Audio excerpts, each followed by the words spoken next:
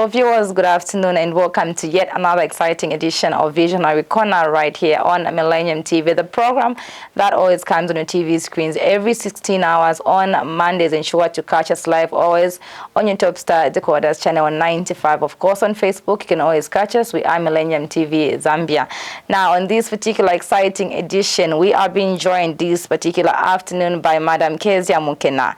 She is an interior designer and founder of Fabulous Lifestyle Ltd. Now, this is a company that specializes in all kinds of window treatments. To mention, these are curtains, shutters, etc. And sure to be with us even as we get to hear from our interior designer this afternoon to get to know how she got to where she is and how she actually started. And sure to be with us up to the time we'll be over with the program. Good afternoon, Madam Mukena. Good afternoon. Thank you for having me. We are so excited and looking forward to get to hear more from your story. Even as you start by telling us just a little bit about yourself and just your background in interior design. Okay, it hasn't always been a journey of interior design. It's something that came up along the way. Amazing. Yeah. I was working in the corporate world. I did work for Airtel for many, many years. Then after some time, I think my passion was calling me. Okay. And that's how slowly and gradually branched off into interior design until eventually studying interior design to refine. To fulfill your passions, take us back where this passion was coming from. I don't know. I cannot point to a specific place, but I just found myself fixing things in my mind wherever I go. And then eventually you find that you always want to put things in order. I could be visiting and in my mind, in my mental, I've moved a chair, a table, stuff like that. Yeah, then I started doing it as a hobby. Then eventually the calling was there. I continued and we're here today. But being a child from way back, were you also a fan of, having that order in your head? Like wherever things should be in order, I need to move this to point A, this to point B. I always was mom. Very strict. I grew up with my sister. She was very strict and wanted you to always have a clean bedroom. My bed in particular, I could say, was always clean. I kind of always wanted to put all kinds of things at a young age. I want teddy bears, this and that. Yes. So in a way, if I look back, yes. Until it came to build up. But currently, how is it going now that you answered that calling? How's it going? In what way? In terms of the success, how much you've actually achieved in this path, because now this is a calling. You are working now. You've gotten back to really what you love to do. Honestly, it's very satisfying for me personally. I enjoy doing it to a point that it doesn't feel like work. Wow. It feels like a lifestyle. I think it's something I truly enjoy doing, like trying to bring to life what my clients want to see in their spaces is something I enjoy. So yeah, it's good. Has family been part of it? A part of it all along? Family? Yeah. Not really, except my son Eric. He's studying interior architecture, he's in his final years, and he's interested. He helps me design actually. Wow. He does take part in some of the projects I do. So yes, my son, yes. Well, can you share with us your design philosophy and approach to creating beautiful, beautiful spaces? It's not one size fits all, but I think for me, mostly I listen to the customers.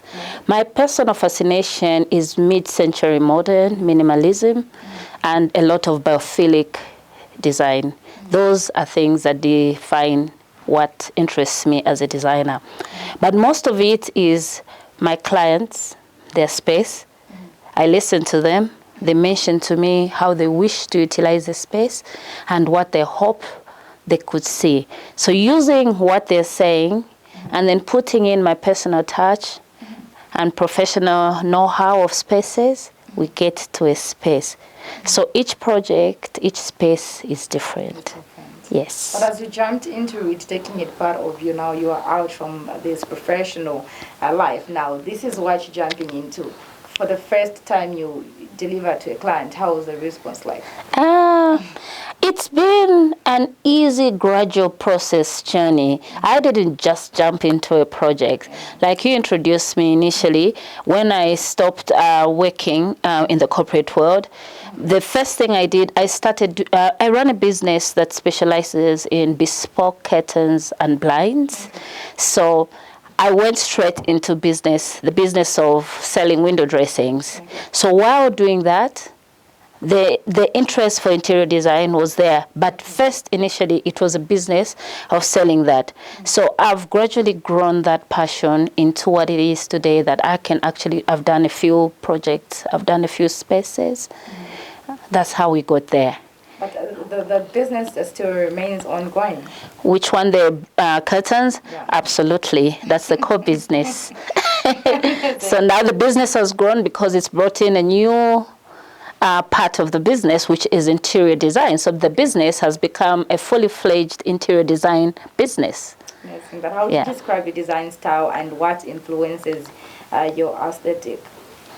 I think I did mention it briefly. I'm inspired by mid-century modern. Okay.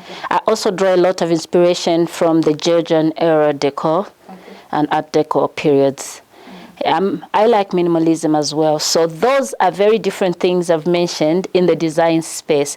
I also mentioned biophilic design. I love plants. I like to see nature in my projects. So those are things that pretty much define me. Minimalism, mid-century design, mid-century modern, actually. That's what defines you. So, yeah. In a case pattern where a client requests for something that is quite out of your interest, how then do you manage to deliver? For a designer, nothing is out of their interest. Wow.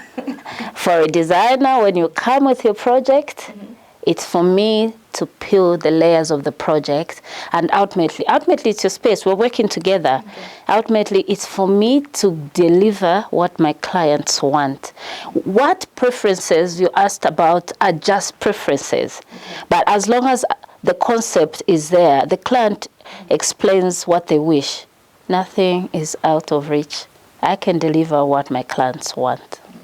Yeah. Even as you jumped into it, like you mentioned, it was a steady, a move. You are changing, you are developing, because now you've given it all your time. But what were some of the most challenging moments, even as you switched to this? Like any space, there will always be challenges, no doubt. I think some of them is we are not yet, in my opinion, at the point, though the space is growing, where most customers understand the role of an interior designer. The space is growing, like I'm saying, but I think most customers still believe they can do everything themselves. Yeah, so sometimes the space is very hard to convince a client who has the money and can buy the things they want, and they can use Pinterest and other online sources to decorate their own space as they see fit. It usually happens in reverse, Most times you're talking to a customer, they believe they can do it. But then as you keep engaging, as the projects keep progressing, they begin to realize and see that, oh, okay, actually, I didn't think about this. You understand? Yeah, so mostly some of the challenges border around that. Except I must still mention that right now there's a lot of people who are either becoming home proud and who are seeing the need to engage an interior designer for their project, both commercial and residential spaces, because I do both commercial and residential. Just a moment or an experience, even as you started, where you encountered a difficult customer, but still managed to give it your best that until now, still coming back. I don't call it a difficult customers. What I believe as a person is my customers know what they want. Wow. So because of that, I think my job is to listen. And when you listen, there's no difficulty there. What's there is understanding what they want and how they wish their space to be. Patience, tolerance, and listening. And an eye for detail. Sometimes you professional need to give that advice. Sometimes a customer may give something that will not maybe fit, and you feel you need to add A, B, C, D. At that point, that's where now my professional know-how brings me to advise the customer. So when we reach a point where the customer insists or they're trying to ask you to do things that you believe as a professional will not work, I will advise the customer professionally and tell them, my thoughts are that we do it this way because of this, and the other reason. All right? But if you believe this is how you want it and this is your space, I'll respect the customer and we'll do what they want. But remember, I will advise my customer and tell them the reason why I wish for this space to be this way is for this reason, that reason, and the other reason. Yeah. But overall, even as you are full-time in the corporate, like you did, I mentioned, how are you managing to really find some time to do what you love? How are you balancing those two? Like you said, even when you are in the corporate world, you could still have it in your head to say this has to be in this order, this has to be that. How did you manage to still move along with what you love to do? I didn't do it as a business. It was a hobby. So my work came first in that period. So that is something I did in my spare time. But so when I left formal employment and pursued this, now I dedicate my time, energy, and everything to this. Yeah. Well, apart from your background growing up, your sister was one thing in order, and just the passion that you had for this. Maybe just share with us some of your inspirations and just how they've also impacted your journey. Inspirations, I've drawn a lot of inspirations from the few places I've managed to visit, travel to. I think sometimes you find yourself in this space that's outside your context and you see how things are done and look. I think that has been part of my inspirations.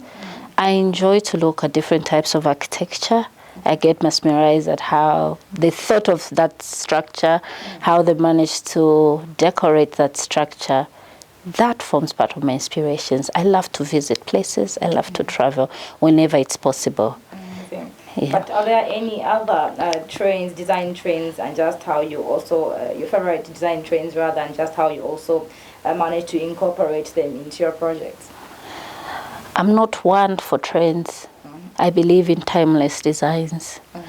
I am aware of trends because we learn about them, we see them, we follow them. But mostly my projects are not attached to trends or colors of the season, though I do that. I'm very aware of them, but they rarely form part of my concepts. Because most projects I do are projects where people or businesses must thrive in for quite some time. They don't need to feel they need to keep changing those because trends change every year.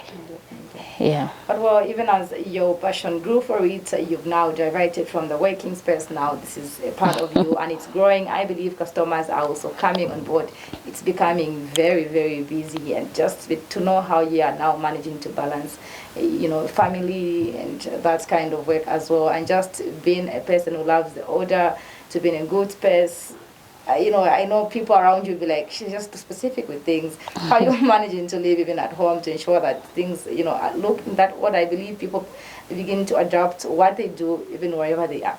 Yeah. Be it at home. It's not easy, no doubt, but I'm very intentional about how I take on projects and the balance I create versus my time with family and how I do things at home. It's not easy, but intentionally I have kind of modeled a lifestyle that works. I'm able to be there for my clients when needed and deliver. I'm also able to be there for my children and my family when needed. Yeah, somehow so far I can juggle. I'm sure as things change, we'll create new dynamics that will still work. Definitely. Yeah. But otherwise, family is still supporting apart from the son that has been along with mom and is going to study something that mom is interested in. Yes, interesting. I'll tell you this. My kids follow me to my projects. Wow. All of them. My husband too. Sometimes he comes to watch what I'm doing. So they're aware of my passion. They're aware of what I'm doing. So I bring them into the projects I'm doing. So when I'm doing some projects, they do come if the nature of the project allows for them to come. Sometimes they escort me My kids usually they escort me and they observe. Sometimes they work. They have to see where the money is coming from, how mommy is working to manage to do those small treats she does for them. So they are aware of my job.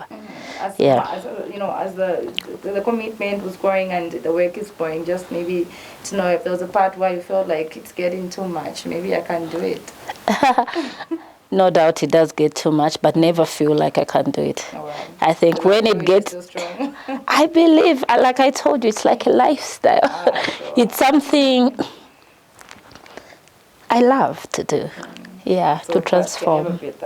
Well, I think so. Talk us through your design process from initial consultation to final installation until the client is all smiley. They're not always smiling, but the objective is to ensure that by the end of the project, the customer is satisfied. Right. So the inquiries come in many ways. Sometimes, most of them word of mouth, really, so far. So when a client comes, you have a meeting, a site meeting. They explain to you what they wish to achieve, and then you talk. You listen to what they want, and based on that, obviously, you are able to come up with suggestions. We talk about costings. Costing is in many ways, services, consultative, and if the customer wishes for you to make sure you buy all the things needed for the project, you discuss all that. So once that is done, then obviously you have to supervise the artisans, the workmen, everything. If it's you are going to have bespoke furniture, or that you have to supervise so that everything ultimately comes out as you have agreed. You design the concept for the customer, which the customer must approve for their space, and then you move like that really until it's final styling, and you hand over the project to the customer. Amazing. But with that, how also do you balance your creative vision with the needs and budget of your clients at the end of the day? Yeah, that's the job itself. Okay, because in as much as the customer comes to you, it's not a bottomless budget. They have a desire of what they want. So my job truly is to work within a customer's budget. So my job is also to advise the customer. When we look at the wishes, the wants, the desires, and obviously we get to the budget, we discuss how best to achieve what the customer wants based on the available budget, what the customer is willing to spend. That's all it is. I must work within the customer's budget. Then we discuss whether this works. Then we start making adjustments. Ultimately, we must come up with something that still comes out nice. Yeah. Can you share with us your approach to sustainable and eco-friendly design? Like you mentioned, you love nature. Yeah. I did say my love for biophilic designs. So again, where budget allows and where the design concept allows, I like as much as possible to bring in a lot of plants, natural light, and using elements that conform to that. Yeah. But with that, how do you also incorporate the environmentally friendly materials and practices just into these projects? We do, like we reclaimed wood. We use it in a lot of furniture. Truth, though, is that some of them can be pricey, but we use what's available to incorporate in the project. Yeah, we do. Well, in as much as you mentioned, you don't move with train, but we do have technology, innovation and whatnot. Just maybe a little bit on how you stay current with this, the technology's latest designs that keep moving. Yes, you said yours must be timeless. No, yeah, I got you. I think here we are making reference to technology, right? Yes, exactly. For me personally, I'm still a very old-fashioned interior designer who still works with mood boards, swatches, and whatnot. But I have encountered a number of clients and projects where tech is required because people want to visualize, conceptualize something in their space before they can take you on board. That's where my son comes in. He's been doing amazing work technologically. He does amazing renders. So he does bring in that picture to the client to see how something can look in their space. Wow. Yeah. So using my skills and my son's skills, we're actually we are meeting the needs of clients who desire to to see this. I think the softwares that he uses, like I say, I'm very old-fashioned still. I see it in my mind's eye, I explain it, I show you mood boards, I show you swatches. Most clients get it, I promise you. But we are now balancing technologically with my son's skills. He's good at it. It's going to be a big thing. It is actually a big thing. By God's grace. Now, share with us your favorite design project you worked on and why it was so meaningful to you. Something that whenever you sit down, you're like, wow, what's that mean? I know. I would not put a hand on one project. I have done a lot of projects, and each project is different, and each project is dynamic. And every time I look at some of them, and I say, wow, God is amazing. How did I get there? Wow. Yeah. Can you imagine? Also, but what's your go-to design advice for homeowners looking to refresh their spaces out there? I think I tell customers this, my customers this is your home, this is your space, talk to me, be open. Yeah. Let's create something that works for you. You don't want to create a home where it doesn't suit your lifestyle. It's your space. Or whether it's a business, be it a hotel, a restaurant, an office space, they have to suit what's happening there. Yeah, so my advice is simply that I listen more to what they want. Then we tell us something that works. It's such a kind of, issue, the kind of thinking and the love for your customers, the love for what you do, and ensure that you put customers together to help them really have that which they want to come to life. Mm-hmm. Just how has that also helped you to beat customers? Say that again, sorry? The love you have for interior design has made you to always be patient enough to ensure that customers get really to get what they want at the end of the day. Mm-hmm. Just how that makes you feel and how that has helped you develop quite a number of customers, and just how that helped you develop even more. Yeah, I mean, you do your best. I seem to be repeating the same message. You do your best within what you know. You listen to the customers. And it's a hope to do what they want, and okay? Yes. Yeah. I've been privileged enough to work with some very amazing people. In this job, I've met wonderful customers, some of whom have actually become almost like friends. So when you start off, naturally, they're anxious. They're wondering, does she know what she's going to do? I have one customer in particular. I told that customer that I do not render. I will do a mood board, but if you wish for this project to be rendered, that alone was like, does she know what she's talking about? So I have gotten that along. But as you go along the way, you earn their trust and respect as you. When you know what you're doing, it helps. They see you earn it. It's not a given. Yeah. You earn the customer's trust. And that can only be earned if you are delivering according to their expectations. Each customer has got their own built expectations.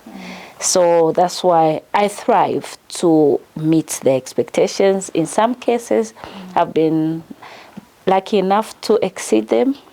And those are my happy moments. Where the customer, my joy comes from the customer's joy. If my customer is not pleased, I'll try as much as possible within scope. It has to be within scope to get to some place where we're both going away feeling okay. Share with us some of your notable achievements as an interior design. What have been some of your achievements? Achievements in terms of probably having to be noticed, because we hear, let's for example, these artists who get to exhibit, and sometimes they win something at the end of the day, and this is something creative as well. You're actually in that creative. We have different reviews, probably, and big projects. out of these small customers that you've been actually accumulating? Has that been such? I don't think in our space there's that yet. Okay. Yeah, I think interior design is still relatively young and small. I have gone for large interior design expos abroad. I have seen what I think you're talking about in this space. I do go for the local design shows. I've been to some of them. What I'm not aware of, what I don't know about, is whether there's a platform that allows for that to take place. If it's there, then I'm not aware about it. Okay. No, we look forward for such to be there, because you all make a lovely moments. No, speaking to events that we go to, sometimes we get to understand what the meeting is all about because of the space you're in. Puts you in that comfortable manner, and you're ready to just hear because of the environment. You make the place beautiful. Yeah, we try. We try, yeah. If you could design a space for any famous person, who would it be, and just why you think of that person? Okay. There are many people I would wish to design for.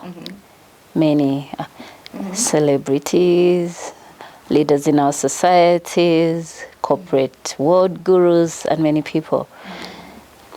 I will not put any name to it because for me, any customer who believes in my skills and that whatever I'm ready to bring to the table will add value to their space is my dream customer. I do have a desire though for 5-star hotels. I wish to design more 5-star hotels. That is my dream.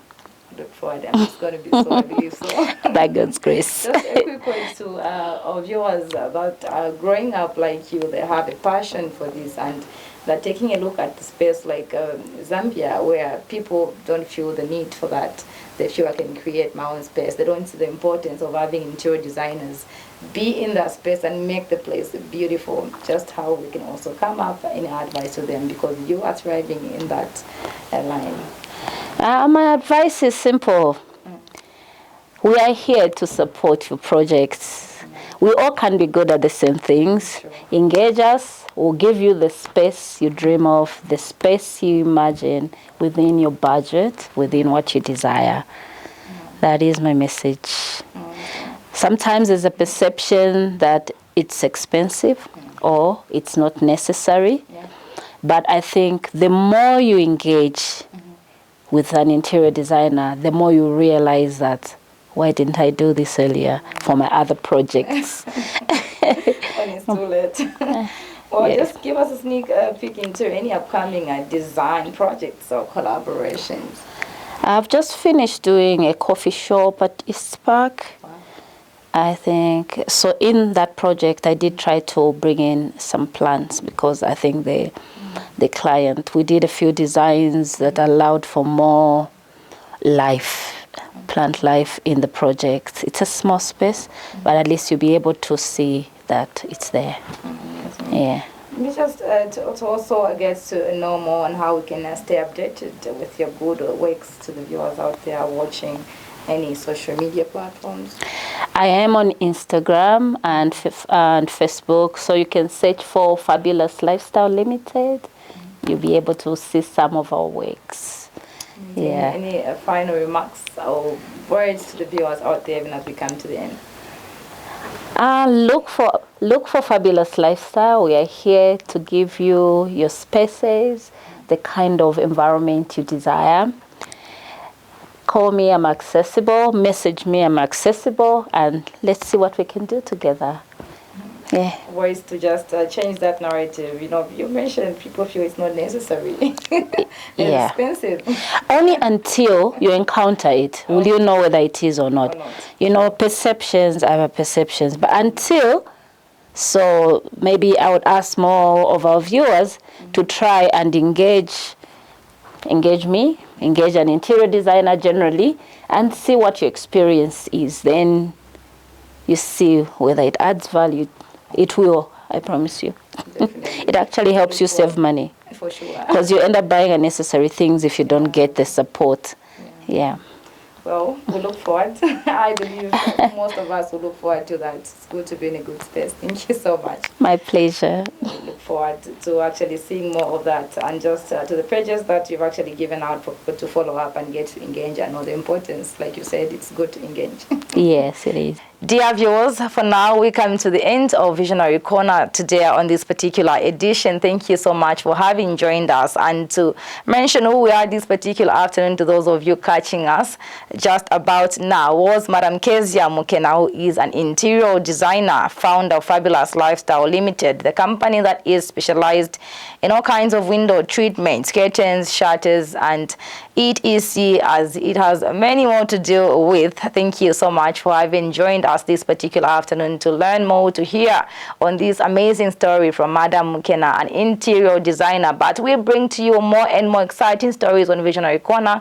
Always look out for more every Monday, 16 hours. I've been your host, Tarine Kapampa, and for now, it's bye-bye. Good afternoon.